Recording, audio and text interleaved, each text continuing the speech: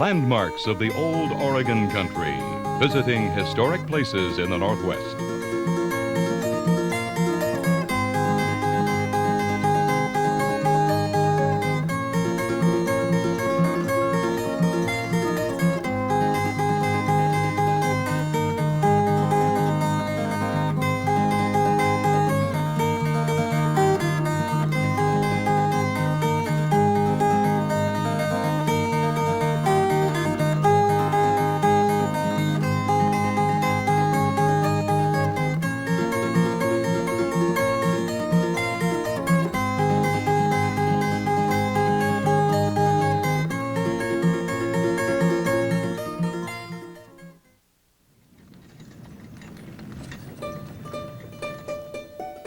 They were called movers, families on the move, heading west by land in wagons with canvas covers that would be their homes until, with a good deal of luck and hard work, they arrived at their destination, the Oregon country.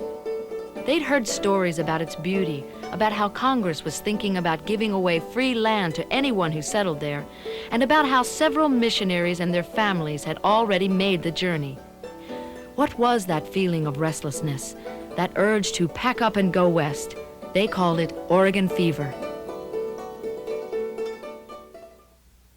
Hi again, I'm Jane Ferguson. And I'm Mark Sparks. We're in a desolate part of northeast Oregon, south of Boardman. And these ruts we've been walking in are actual tracks made by thousands of wagon wheels on one of history's most famous roads, the Oregon Trail. And we're going to have help imagining what it was like traveling in these early covered wagons on the trail. Some members of the Pendleton Roundup Association have hitched up their own restored wagons to come along with us.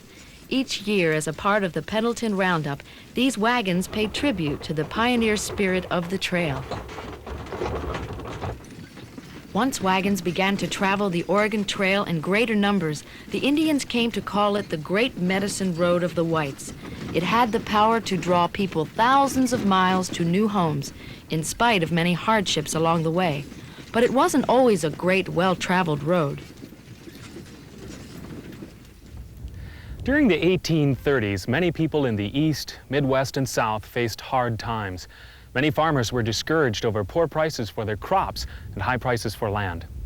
When they heard that Congress might give away free land in the Oregon country to Americans who would settle there, that was all the encouragement some needed to start making plans to head west. Some saw the settlement of the Northwest by Americans as a way to help the United States claim control of the Oregon country. Those pioneers felt the move west was the patriotic thing to do.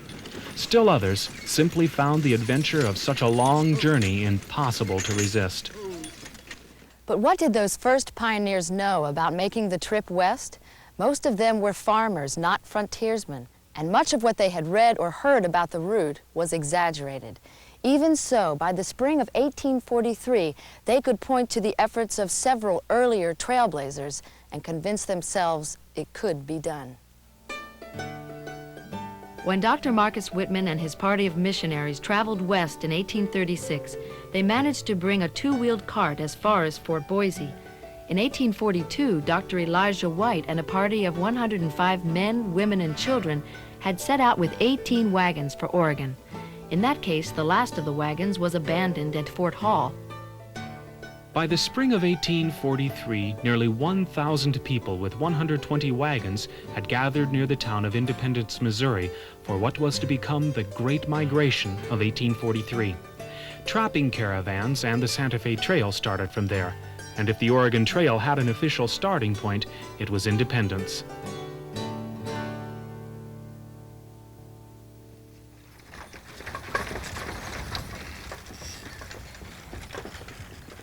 Many of those first pioneers were families who spent their life savings to get to Missouri and outfit their wagons with what supplies they thought they'd need. They were facing a trip over 2,000 miles through country they knew little or nothing about. And as the time for heading out drew nearer, there were 1,000 questions to be answered. Questions travelers on the trail would argue about for years to come. About what food to take, for instance. What would you take to eat on a 6-month-long trip? They took flour, about 200 pounds per person, salt, sugar, coffee, things that weren't likely to spoil. Many of the wagons were simply farm wagons that had been outfitted with canvas covers. They had to carry enough supplies, tools, spare parts, clothing, and household goods to use on the trip, and to give the family a start once they reached the Oregon country.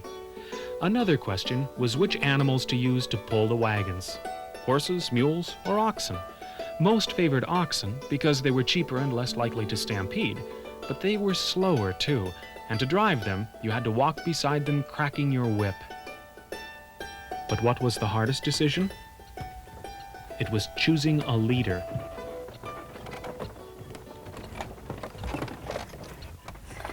An Army officer named John Gant was elected guide, and by a stroke of luck, Dr. Marcus Whitman joined the caravan. He was on his way back west after traveling to Boston to ask for support for his mission, and he was eager to help. Later, one of the travelers would write that no one was more responsible for the success of their journey than Dr. Whitman. On May 22, 1843, about 12 miles outside of Independence at a place called Elm Grove, the wagon train got underway. They followed a series of rivers until they reached the shallow, sandy waters of the Platte River. As the wagons headed west, the air grew drier. Grass turned brown. There was no escape from the heat and dust. Slowly they traveled on, beyond Chimney Rock and Scotts Bluff, to the fur trading post of Fort Laramie. Here, 640 miles out, with about 1,400 miles to go, they could rest and celebrate with a dance. On the trail once more, they followed the North Platte River and then the Sweetwater River. Everything became so dry. Equipment had to be repaired again and again. They left the Sweetwater to cross a sagebrush plain called South Pass. This was a high, broad gap through the Rocky Mountains. Beyond South Pass, they marked a rough trail through to Fort Bridger and then on to Fort Hall. Wagons and animals were wearing out. Dr. Whitman had to travel on ahead to his mission, but he assured them they could clear their own trail through the treacherous Blue Mountains.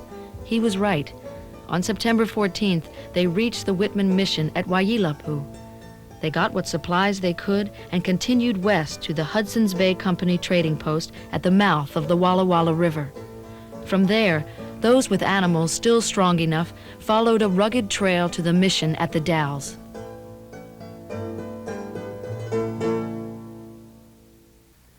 This is Wellspring.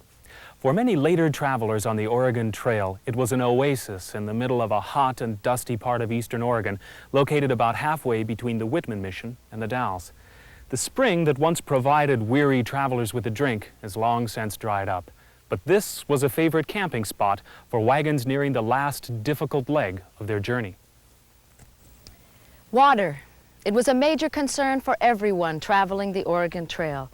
Would there be enough to drink? Was it safe to drink?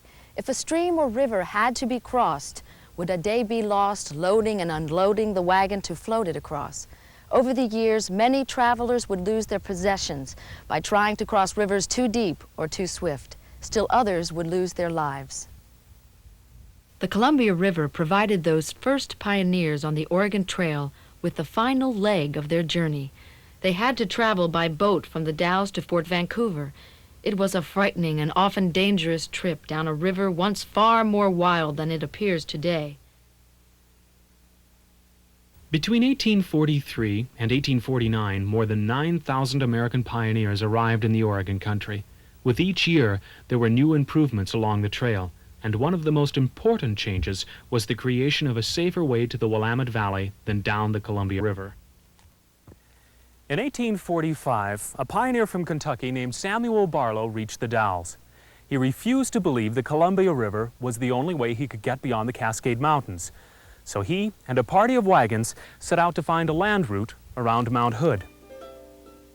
Wandering through the deep valleys and thick forests south of Mount Hood, Barlow's party began to run low on food. Winter was setting in, and some decided to head back to the Dalles, but Barlow wouldn't give up. These were Sam Barlow's words. God never made a mountain that he did not make a place for some man to go over it or around it. I am going to look for that place. Not far from where I'm standing, Barlow left his wagon and supplies at a place he called Fort Deposit, while he and another member of the party, William Rector, went on foot through the forest to Oregon City. Just when those who had stayed behind were about to give up hope, Barlow and Rector returned with food and supplies. They abandoned the wagons and arrived on foot in Oregon City on Christmas Day, 1845. During the summer of 1846, Barlow, in partnership with Philip Foster, cleared and widened his road linking the Willamette Valley with the Oregon Trail. It became the Barlow Toll Road, and a replica of the original toll gate stands not far from the tiny mountain community of Rhododendron on Mount Hood.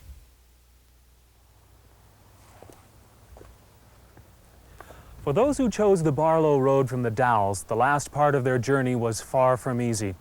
One stretch in particular, called Laurel Hill, was as difficult as any hazard encountered on the entire length of the Oregon Trail. This is what one pioneer named Amelia Stewart Knight wrote in her diary about going down Laurel Hill. It would be useless for me with my pencil to describe the awful road we have just passed over. Let fancy picture a train of wagons and cattle passing through a crooked chimney, and we have Big Laurel Hill. After descending several bad hills, which I thought is as bad as could be, but in reality it was nothing to this last one called Big Laurel. Here at Laurel Hill, the drivers had to rough lock the wheels and drag a tree behind the wagon to slowly lower it to the bottom. Or sometimes they used ropes wrapped around a tree or a stump to ease the wagons down. Jane! Mark? I'm over here! Come on down! I'll be right there! By the late 1850s, the Oregon Trail had become a commercial road. Along it, trappers and Indians ran ferries, supply stations, and bridges, making travel easier, if a bit more expensive, for those heading west. Days on the Oregon Trail were long and hard. Every member of the family had many jobs, whether it was gathering wood for the fires, repairing the wagon, tending to the animals, or fixing the meals. Over the years, the lessons of the trail became clearer. Come prepared, know your guides, and bring only what you really need. These lessons were not easy for many of the early travelers. One couple on their honeymoon lost everything they owned trying to cross a river unprepared. And there were other unforeseen dangers like accidents, rattlesnakes, poisoned water, bad weather, and diseases. But in spite of all those things, families kept packing their wagons for the westward adventure. And in the end, that was the other great lesson of the trail, that in spite of many hardships, the pioneer spirit lived on, in families helping each other in times of need, and in the simple pleasures to be found along the trail. Seeing a field of wildflowers might make the morning chores a little easier, or a song carrying beyond the wagons and tents at bedtime might lighten the load, if only for a minute. The trail's early pioneers followed the setting sun on a journey that tested their strength and courage. And what did they find at the end of the trail? The new challenges of settling in places like the Willamette Valley. Here, just as on the trail, there were no guarantees. But most of those pioneers believed the risks were worth it for the chance to start again and build their new homes in the Oregon country.